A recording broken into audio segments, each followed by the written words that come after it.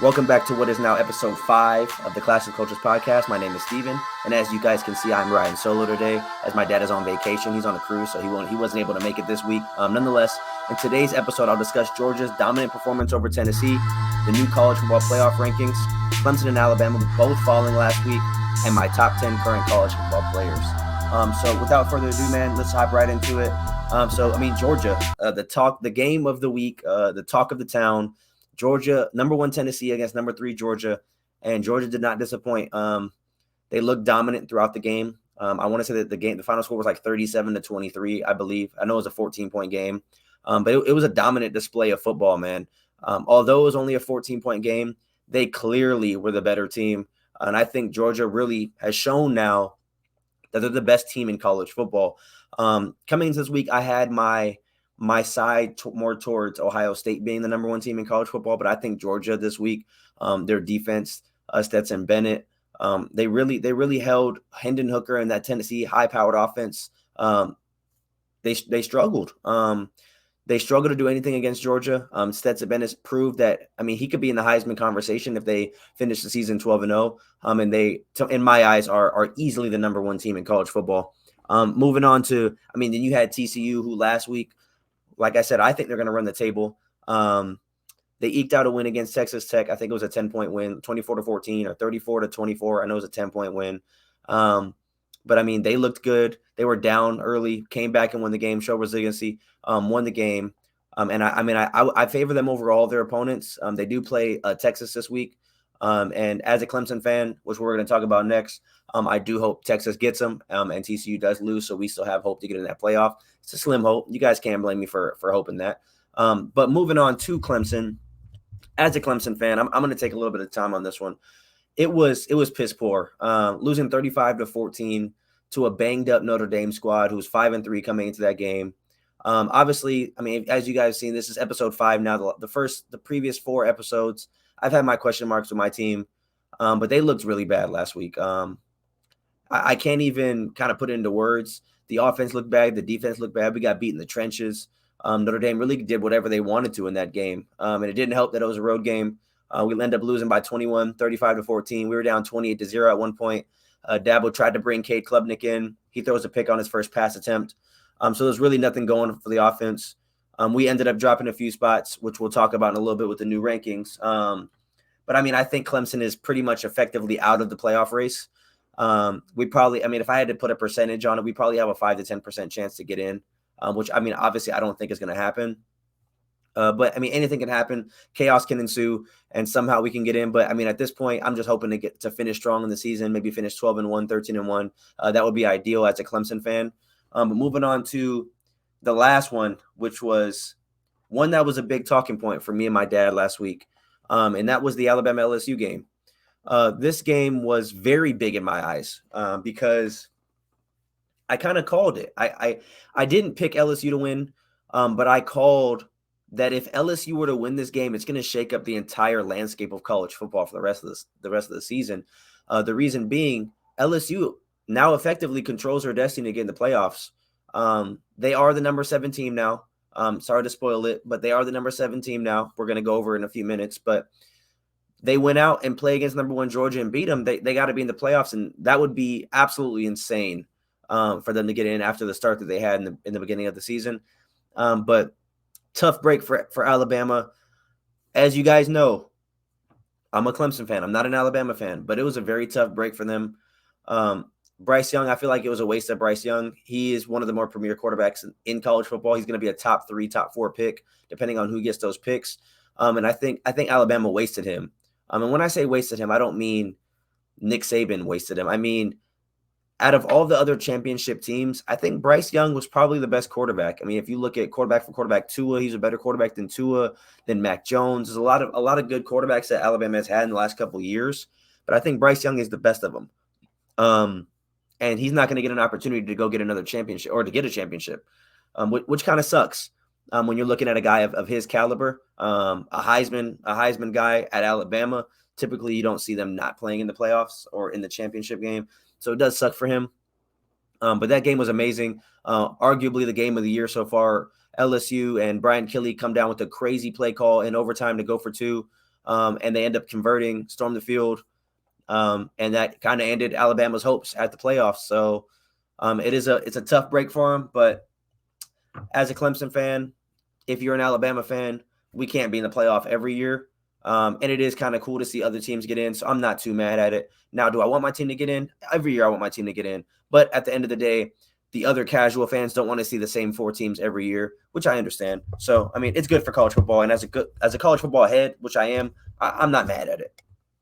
But moving on to the college football playoff rankings.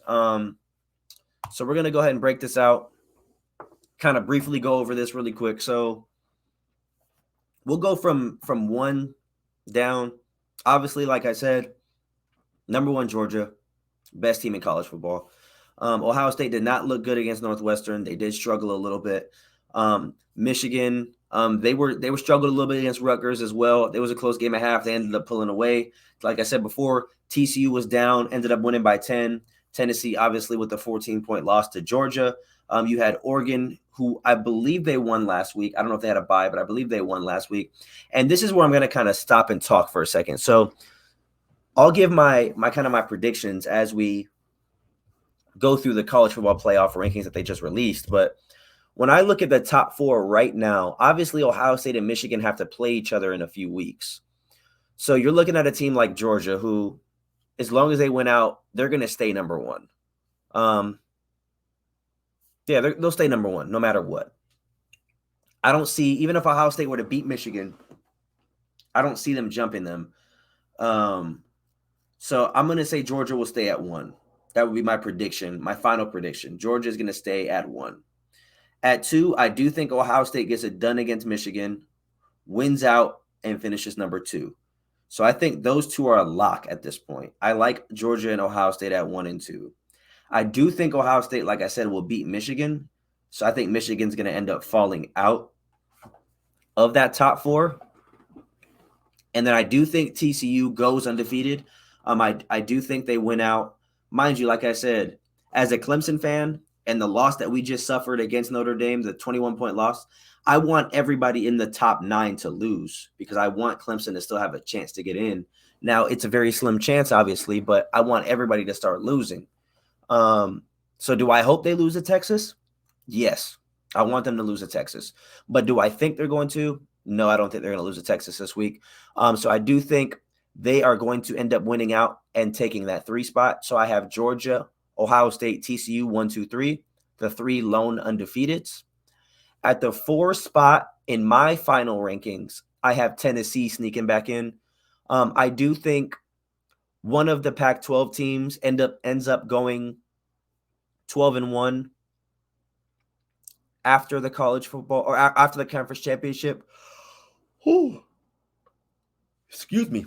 I do think that they go 12-1 after the conference championship in the Pac-12, but I don't think it's enough because I think Tennessee's resume is a little bit better than even Clemson's 12-1 if let's say they go 12-1 to win the ACC or Oregon's 12-1 to win the ACC. So I do have Tennessee at my 4 spot, and at my 5 spot I have Oregon. My 6 spot I have Michigan. So that's my top 6, my final projections for my top 6. But I mean, let's just dive a little bit deeper into these rankings. So I mean, let's look at Georgia. So we have, give me 1 second, y'all.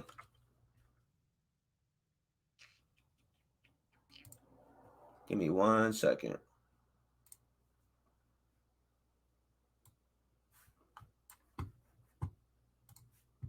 Alrighty, so you have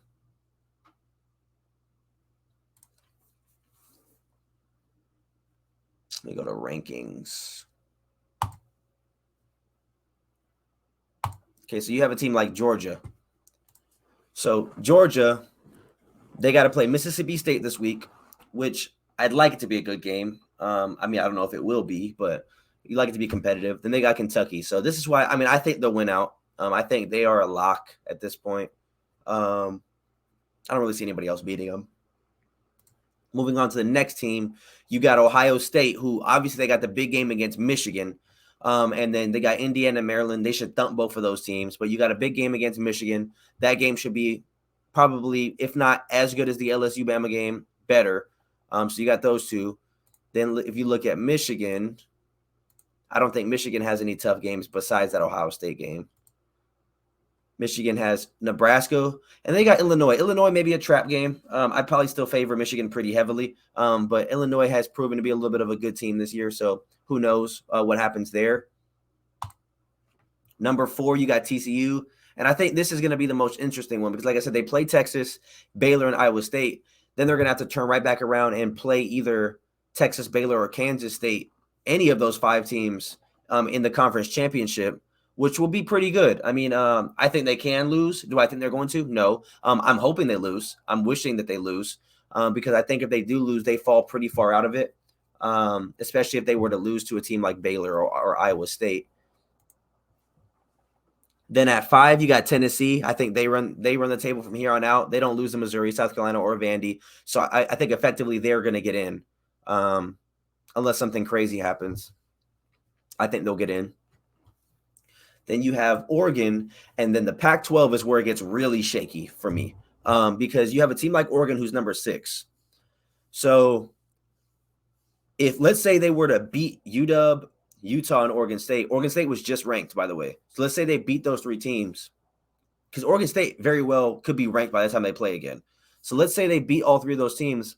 Do they jump Tennessee? Because then at that point, you have a win over ranked BYU, ranked UCLA, ranked UW, ranked Utah, and then Oregon State, who may be ranked later in the situation. And then they'd go on to play USC in the conference championship. So that schedule there is just as tough as Tennessee is, and they have a common loss opponent in Georgia. Obviously, the point differential is way different, but that would be interesting. Then you got LSU, who's also an interesting team because I probably goodness gracious, let me take a sip. I probably wouldn't favor them too much over Arkansas and A&M. Do I favor them? Yes, but I do think they're going to be competitive games, both those games. Obviously, they're going to beat UAB pretty bad, but I think both the other games are going to be pretty good. I think they lose to Georgia in the conference championship, but we'll just have to see there. And then at 8, you got a team like USC, who, as a Clemson fan, I know them very well. Notre Dame is a good football team. They might go in and beat. And it's at home. They may beat USC at home. Y'all saw what they did to Clemson.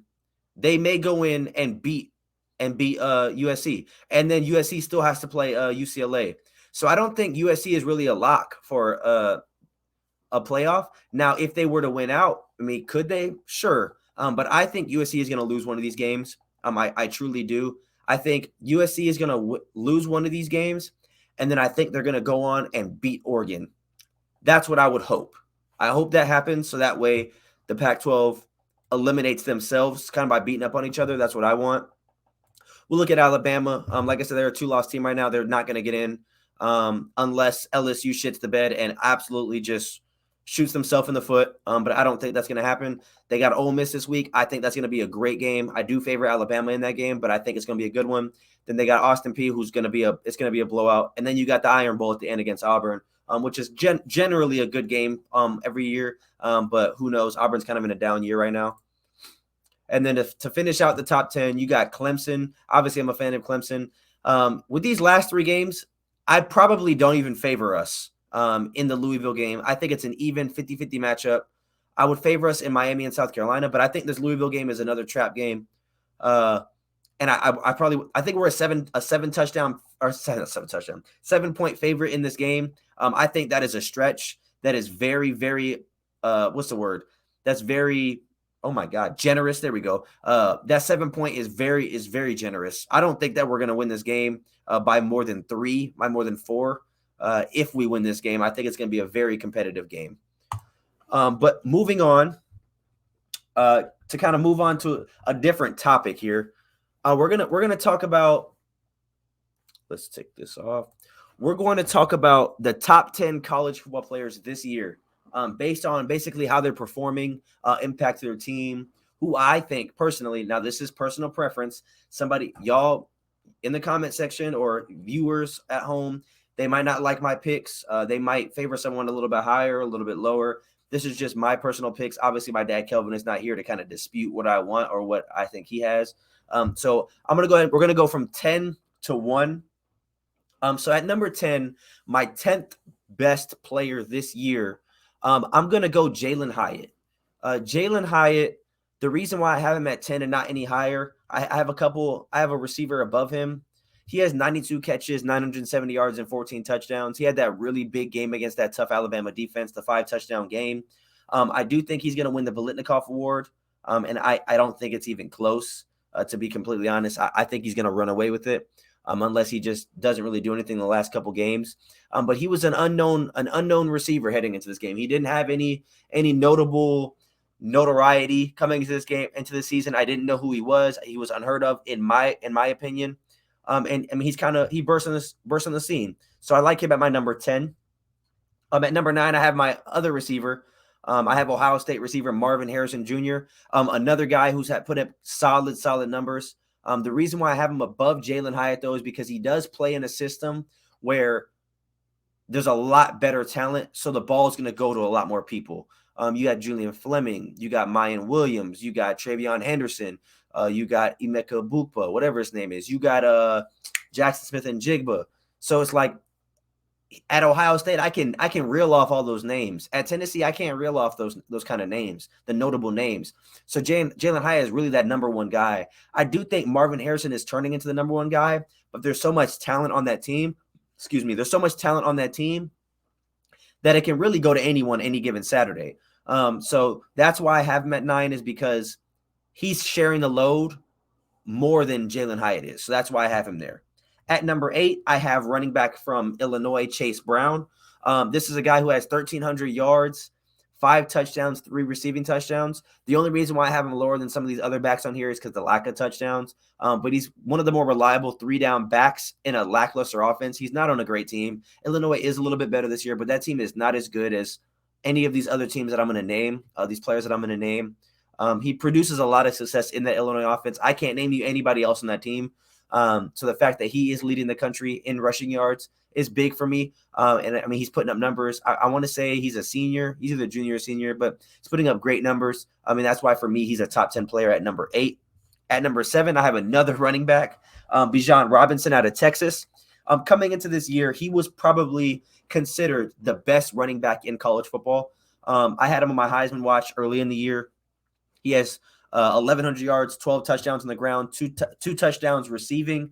Again, I think he probably would be in Heisman conversations if Texas was a little better. Obviously, they're ranked number 18 right now. I want to say they're like 6-3. The loss against Alabama, the close loss against Alabama, and the overall, I guess you'd say, down year for Texas is kind of hurting his stock Heisman-wise. But he's having a great year as a running back.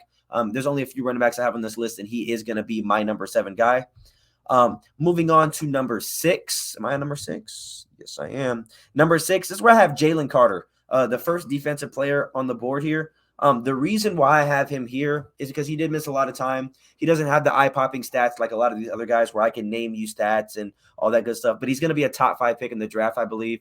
6'3", 300 to 305 pounds, can run like a defensive end, even though he plays on the interior line.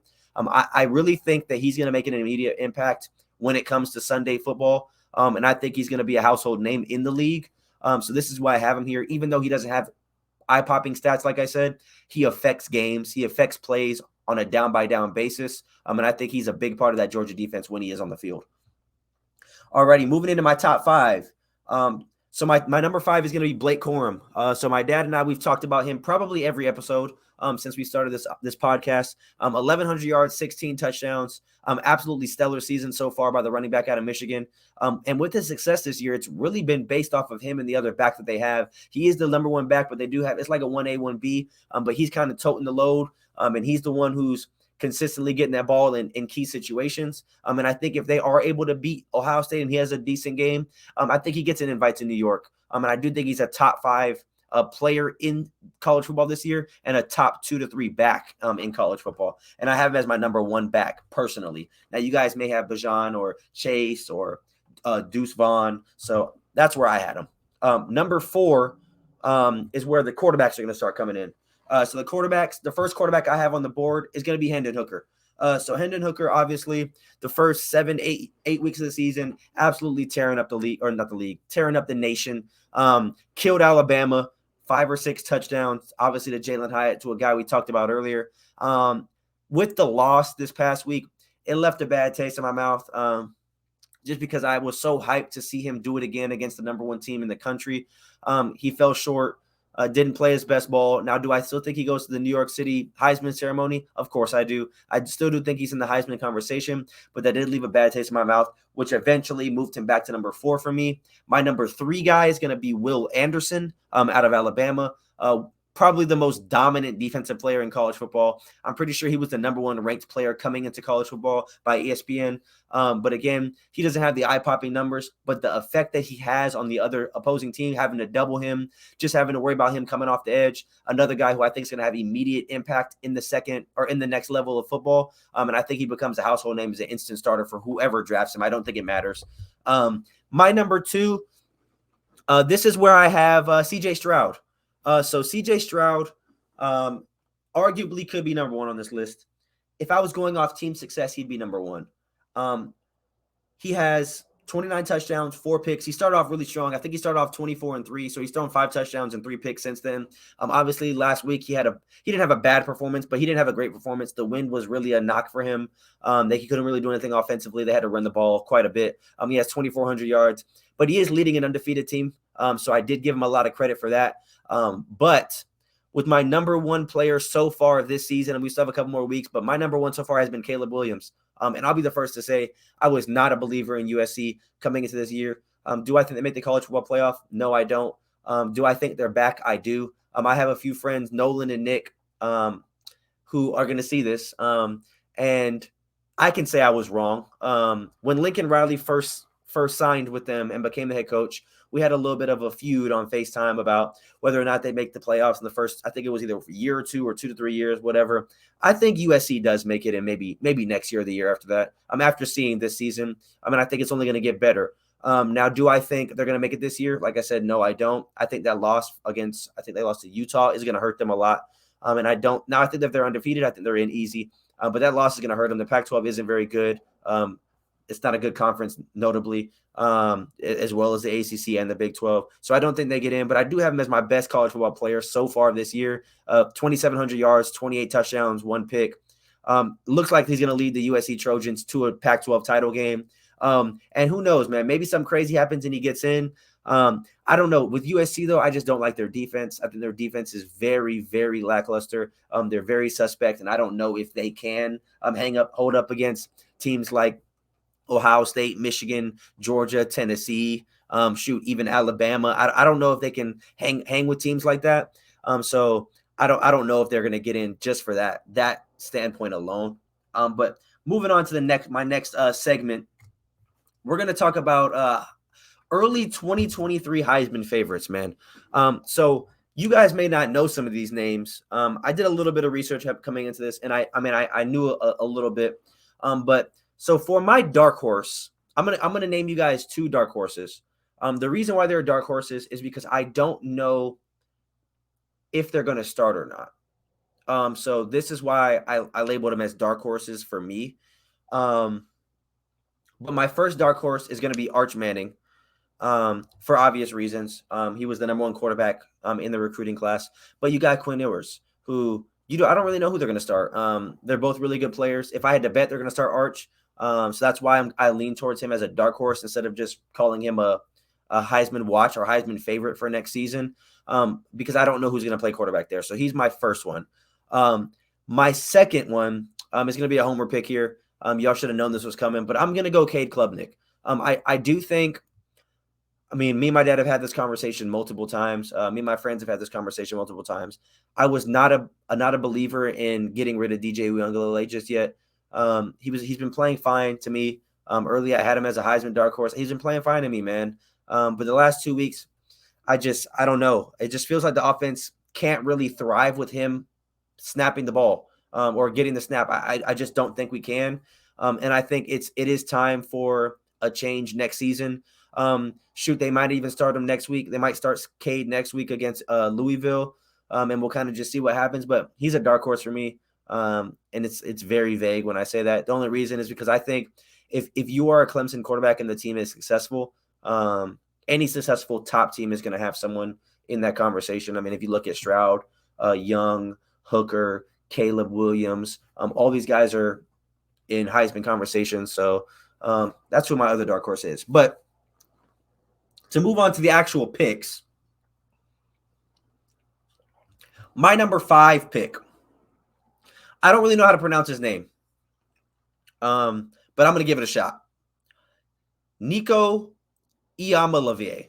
I've messed that all up. If I have any Polynesian people in here who knows how to pronounce that, let me know in the comment section, because I probably butchered that and I apologize. But he's out of Warren High School in Long Beach, California, committed to Tennessee. I think he immediately takes helm of that offense after Hendon Hooker leaves, and I think he's going to thrive in that offense. I think he's like 6'6", 190, really tall, lanky quarterback, can really throw the ball, a little bit of mobility to him. So I do think that he is a Heisman contender / favorite next year. And I mean, in the SEC, it's going to be tough. But if Tennessee can kind of keep the recruiting and keep the success that they have this year, he has to be in that conversation if they're 11-1 to 12-0 team next year and fighting for a playoff spot. I do think that he's in there, assuming he's starting. My number 4 Heisman favorite is going to be quarterback out of North Carolina, Drake May. Another guy who, true freshman, balling, absolutely balling at UNC, leading the number 15 team in the country, 8-1 right now, on a crash course or a collision course really to play Clemson in the ACC title game. And that could be his coming out party if he goes in and beats Clemson in Charlotte, North Carolina for the ACC title game. But I think with him, it might be a little tougher for him. Obviously you have Mac Brown, so you have the notable coach, but I don't know how deep in the rankings they can get next year. So I think that will be his only flaw to get to a New York City invite. To get the Heisman would be how far his team can go success-wise, because I think he's going to put up numbers. He's going to have a great season. Again, he's having a great season this year, but even now, nobody's really talking about him for Heisman just because his team isn't really in the breadth of the playoffs. So that's who I have at my number 4. At my number 3, this might be a surprise, but I have Quinshon Judkins out of Ole Miss, the running back out of Ole Miss, the only non-quarterback on my list. The reason I have this guy, another young freshman, I believe he's a freshman, he is their entire offense. If you have a chance, watch the Alabama game this week. He's probably going to go for between 150 and 200 yards of total offense against them, maybe 125 and 175 around there. That kid, he's a good ball player. He is really good. And I think if he continues to progress on the trajectory he's on right now, I think he could be a Blake Corum, a Chase Brown, a Muhammad Ibrahim, a Will Shipley, a Bijan Robinson, a Deuce Vaughn. I think he can be in that caliber. Obviously, he's young right now. One second.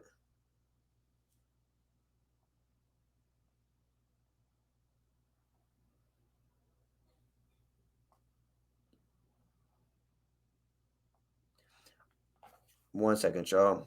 Dad just text me. There we go.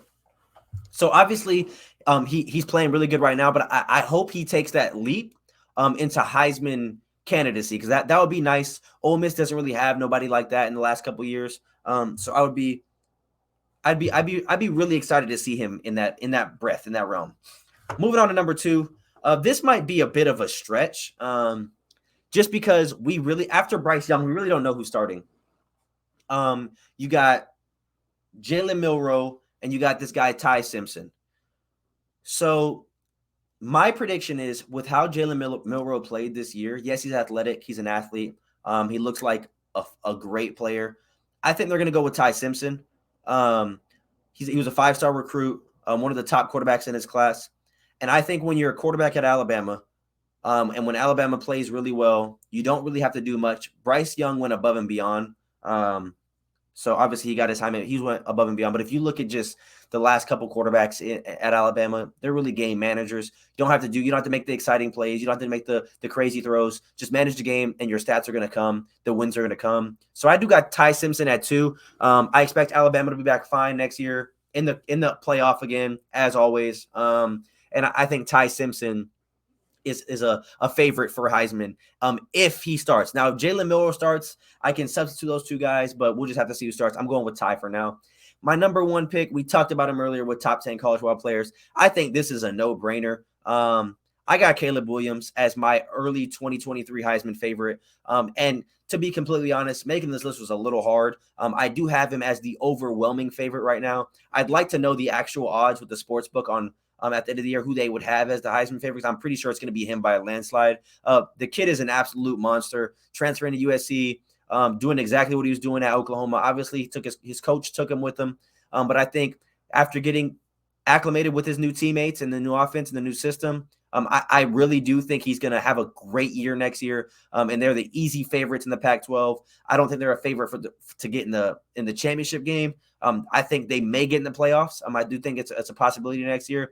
Hopefully they don't lose to someone they shouldn't lose to like they did this year. But I definitely think he's the Heisman favorite. And I think even if they go 10-2 or 11-1, I think he's the Heisman favorite just because the numbers he's going to produce next year are going to be amazing. And assuming that he stays healthy and he stays on this trajectory, I do think that he brings home the hardware next year. But kind of rounding out this week's episode, it was a shorter episode for sure. Doing it solo, it is a little bit harder. You don't have that banter back and forth between two or three people. So it's kind of just me giving my picks, my takes, and my perspectives. I'm sorry. Oh my God. But moving on to how we do every week. Oh man, there we go. So the first prediction, Vanderbilt at number 24 to Kentucky. I think this one's an easy one. Vanderbilt is not a good football team. Kentucky is average at best. I do have them winning 38-14. Vanderbilt is the bottom of the barrel in the SEC, and Kentucky is kind of the middle of the road team. So I got Kentucky winning that game 38-14. Moving on to the next one, you got number 23 FSU at Syracuse. This game is going to be a good game. I think it's going to be one of the closer games this week. But I'm actually going to go with Syracuse. I think Syracuse pulls us off at home in the Dome against the Seminoles. I got them winning 27-23 in a last possession type game. So I do have Syracuse winning this game. Moving on to Purdue at number 21, Illinois. I think this game, Illinois is going to run the ball really well. We talked about Chase Brown earlier, leading the league in rush, or leading the nation. I keep saying league. I'm sorry. Leading the nation in rushing. And I think he has another great game, maybe 100 to 200 yards rushing, leading his team to a 45-27 win over the Purdue Boilermakers. Moving on, a team that I don't really want to talk about right now because my Clemson Tigers lost, but we're going to do it anyways. Number 20, Notre Dame at Navy Midshipmen. So I think this is going to be a blowout win. I think Notre Dame is picking up steam right now. I think they're absolutely rolling. And I think any team they line up against right now, they could realistically beat, top 10 teams included. Just in the trenches, they're a very physical team. They showed that against Clemson, who arguably has the best D-line in the country, had their way with them. They really didn't have any answer for the Fighting Irish. So I'm going to go Notre Dame here big, 48-17 at Navy. Then you got number 19, Kansas State at Baylor. This is going to be another upset pick I have. So I actually have Baylor winning this game 38-34. I think Kansas State drops this against the Baylor Bears. I think it's going to be a very close game, though, a shootout. But I do think Baylor gets the job done at home. As you guys can see, it's kind of been a theme where I'm taking upsets, which is kind of odd, but I'm going to roll with it. Moving on, number 22, UCF at number 17, Tulane. I have Tulane falling here. I think the UCF Knights are going to go into Tulane and they're going to knock them off. And it's going to hurt Tulane's kind of not really hurt them, but they were going to be the New Year's 6 representative for non-Power 5 teams. And I think UCF is trying to go ahead and get that spot from them. So I'm going to go UCF here, 27-24 in a 3-point game. Game winning field goal. That's my guess. Moving on, Boston College at number 16, NC State. Boston College is not a good team this year. Their defense is notoriously good every season. Whoa, what's going on? Why is it flashing? I'm confused.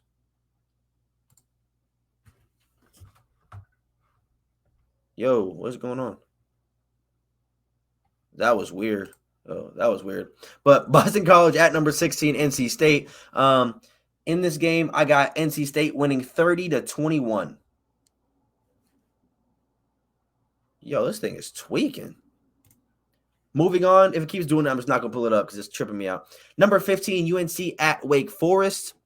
So in this game, I got UNC winning 48-38. I think this is going to be a very good game, a high-scoring game, offensive showdown between Sam Harton and Drake May. But I do think UNC gets it done, but I wouldn't be surprised if Wake Forest did as well. As a Clemson fan, I'm rooting for the Tar Heels just because I want Clemson to get another notable win at the end of the year, just to bolster us even higher into the rankings.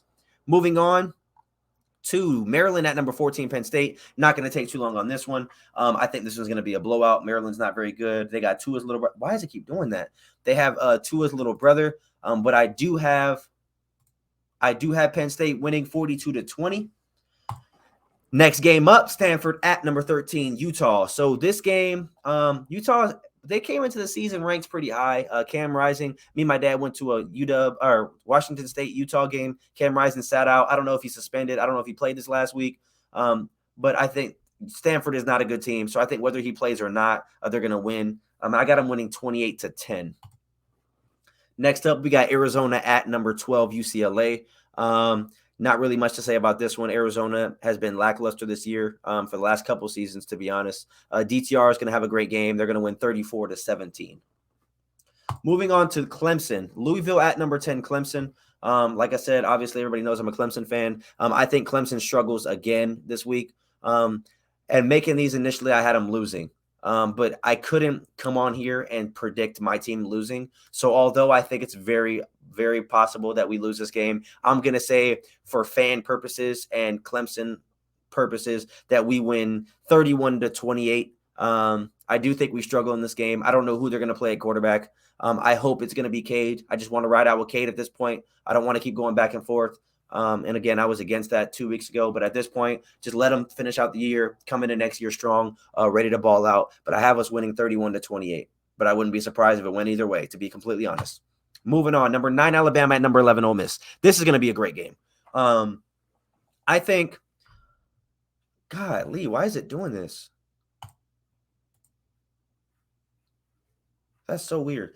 I think Alabama wins this game 28-24. I think Judkins has a big game, though. And I think after watching last week, I think Alabama is – I wouldn't say they're in a down year, but they're not the same Alabama that I thought they were in like week 4 or 5. I don't want them to lose again. And the reason why, I don't want there to be the narrative that Alabama has fallen off, because as a Clemson fan, we got that last year, and it's kind of bogus. And I don't wish that. Even though I don't like Alabama, I don't wish that upon them, just because everybody as college football fans know that Alabama is the standard for college football teams. They've been the standard for the last 10 years or so. So I think even if they were to finish the season 11-2 or 12-2, 12-2, 11, they can finish 11-2. That's not a bad season. So obviously it's bad for Alabama standards, but it's not a bad standard. It's not a bad season for USC, for Michigan, for Penn State, for North Carolina. So we got to get rid of that notion. But I do have them winning 28-24. Moving on, Colorado at USC. I don't know why it keeps doing this. Why is it blinking?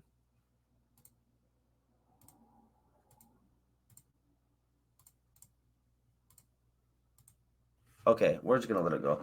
I got USC winning 41-10.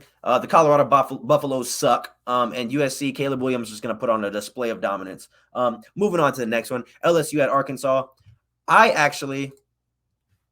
is it blinking, bro? It is bugging me. I actually have Arkansas winning this game. I think LSU is a decent team, but I think the win last week, the number 7 is going to get to their head. I don't think LSU is all that good. I think going into Arkansas, the Razorbacks are going to get it done. KJ Jefferson, they're going to find a way to get the job done. They're going to win 42-38 in a thriller. Moving on, I must have did some sort of setting because now I was doing it every time. Number 25, Washington at number 6, Oregon. I think this is a trap game for Oregon. I do think they win, but it is definitely going to be a close game. I have them winning 38-24. I think they score late to make it a 14-point game, but I think it's going to be close, closer than a 14-point game, if that makes sense. It's going to be closer than the score tells. And I got Oregon winning this game. Next up, we got Tennessee. Oh my God. Tennessee, Mizzou at number 5, Tennessee. Tennessee throttles them 41-14. Not much to say about this one. They bounce back from the Georgia loss, and they really control their own destiny to get into that playoffs. Number 4, TCU at number 18, Texas. So again, I'm gonna stick with my pick. I think TCU wins out. Now I pray to God that I'm wrong. I hope they lose twice. So that way Clemson hops them. So I hope they lose, but I do got them winning 27-21 this game. I think it's a close game, but I do think they get the job done. But I'm gonna be a Longhorns fan this week. I want Texas to beat them. I want Illinois to beat people. I want Michigan to lose. I hope LSU loses. I hope everybody loses because I need Clemson to fall back in the mix. Moving on, Nebraska number 3, Michigan, another bloodbath, 55-10. I'm sorry, Alex. My friend Alex is a Nebraska fan, but it's going to be a bloodbath. Moving on, Indiana at number 2, Ohio State, another bloodbath. I got them winning 56-14. They're not going to be able to do anything with the Buckeyes, especially at the shoe. Ohio State's going to look to kind of prove a point from last week that it was really the weather. That's why the offense couldn't get rolling. So I think Ohio State wins big against Indiana. I don't think it's close at any point in that game. Number 1, Georgia at Mississippi State. I think Georgia goes into Mississippi State, does beat them. I got them a little bit closer than some people might. I got it 35-20. I think Mississippi State hangs around for a little bit, and then I think Georgia pulls away. It might be 17-10 at half, 20-10 at half, and then they kind of just pull away and end up winning 35-20. But yeah, those are my picks. Again, short episode. Why is it doing this? Short episode, but much needed after a hell of a week of college football. Chaos across the board. You had Alabama lose, you had Tennessee lose, you had Clemson lose. There was a lot of losses in the top 10. But that's what we love to see as college football fans. As much as I love Clemson, at the end of the day, I'm a college football fan. I love seeing good college football. I love it more than NFL, more than the NBA, MLB, you name it. I'm just a college guy through and through. My dad likes college football through and through as well. So it does suck to have to get up here and talk about why Clemson lost and what I think we could have did right or wrong. At the end of the day, I love college football and we love doing what we're doing. The podcast has been so much fun. And I hope you guys are enjoying it just as much as we've been filming it. Next week, my dad will be back. We're going to start cranking out these videos again. So you guys stay tuned to that. Make sure you like, comment, subscribe, share to all your friends. Giveaway at 250 subscribers. Like I said, I'm giving away a Heisman jersey. I'm not going to tell you guys who it is, but it's a Heisman signed jersey. And then I have another jersey giveaway at 1,000, which is going to be a really big jersey. So make sure you guys share, send to your friends, your family, leave a comment, like the video. It helps tremendously with the algorithm. Just gets our videos put out to more people. So that way everybody can kind of enjoy. Let us know what you guys want to post down below. And we're going to keep pushing out this content. We will see you guys next week. Peace out, guys.